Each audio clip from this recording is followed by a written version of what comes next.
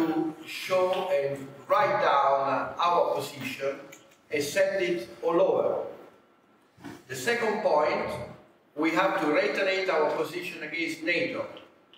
NATO is not just an organization related to the European Union, but it's also something like an organized crime, like an organized mafia that is actually keeping all our countries under its heel. And we know very well, and we Serbians know very well how NATO has been disastrously influenced in the situation in Serbia.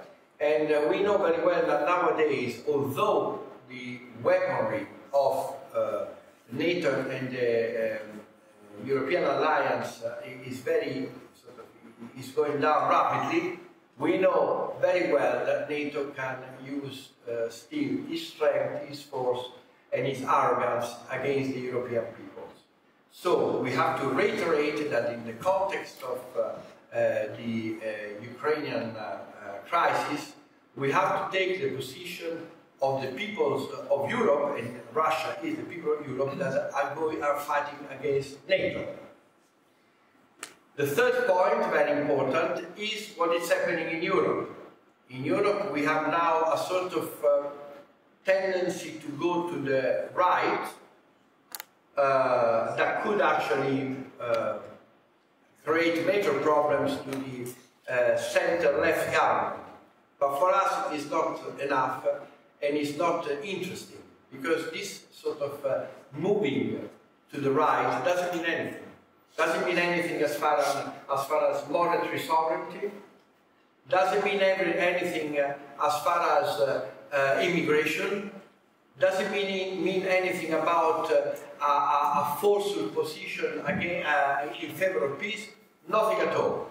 So we have to organize our forces, strengthen our position, to show that there is an alliance of movement and parties in Europe that means monetary and economical sovereignty, that means total stop of immigration and a new policy in relation to Africa.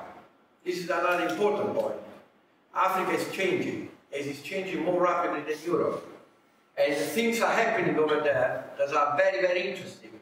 But Europe is not ready to catch the new situation. We have to be ready. We have the ideological, the experience, the ideology, the experience, everything that is necessary to really tackle this situation. So these are new issues that are very, very important while we are approaching European elections. Now, we know at the next European election, maybe 55% of the people will not vote.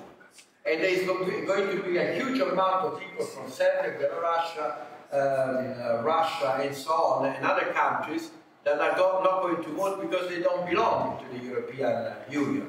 Well, so the European elections do not represent at all the European peoples, but we might have to be ready to actually show our strength. I remind you that at the highest of our strength, the Alliance for Peace and Freedom, before the COVID tragedy, but the COVID maneuvering, the Alliance for Peace and Freedom had member of parliaments, European parliaments, national member of parliaments, and we had a number of countries or nationalist movements that were represented in different countries. We have to reach quickly that situation, because it's very important that the Alliance for Peace and Freedom becomes a recognized force. What do I mean for recognized force? When we went to Lebanon 3 years ago, 4 years ago, and 5 years ago, we were welcomed by the president of Lebanon, President Aoun. We were welcomed by Hezbollah. We were welcomed by the Syrian government. We had very important contacts with the Belarusian government. We have to take all these things back. We have to get there again.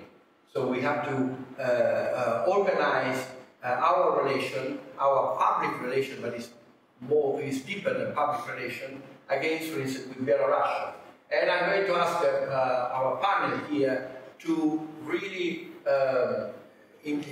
ask the Russian government to invite us to the country, because we need to establish good and proper relation with a country that is not recognized by anyone else. It's like a pariah country, and it's not.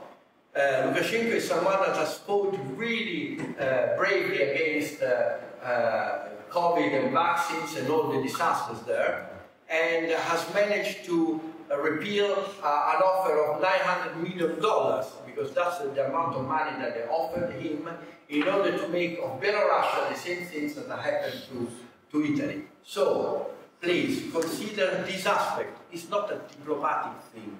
It's an important thing that really gives us a possibility of maneuver in the Mediterranean Sea, in the Middle East, and in Central Europe, in a way that no other organization, no other movement can do.